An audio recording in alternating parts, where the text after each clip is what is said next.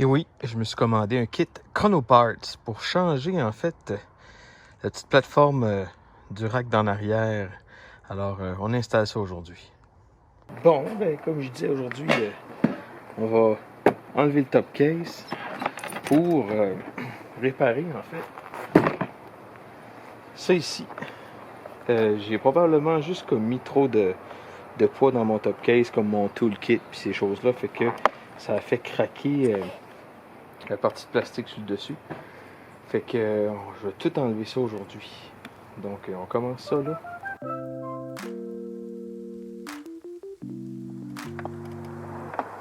C'est arrivé dans le bois à un moment donné, après une coupe de grosses bosses. J'ai senti qu'il y a quelque chose qui ne marchait plus en arrière. Bon!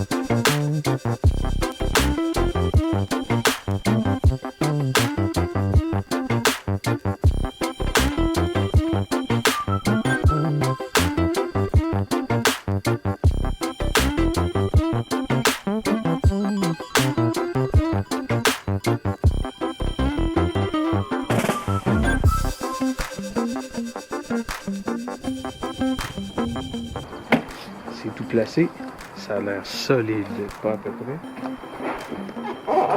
Tout ce qui reste, c'est voir. Boum! Solide, ça bouge plus. Rock and roll. Fait que pour ceux qui sont insécures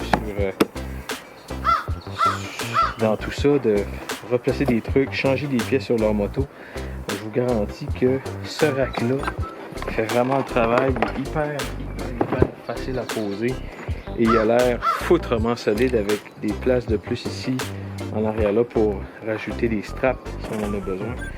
Fait que jusqu'à date, ça fonctionne super bien. Amusez-vous!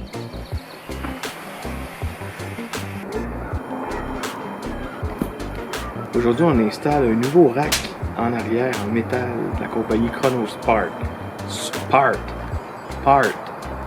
Ouais, Kronoparts ou Kronoparts, whatever.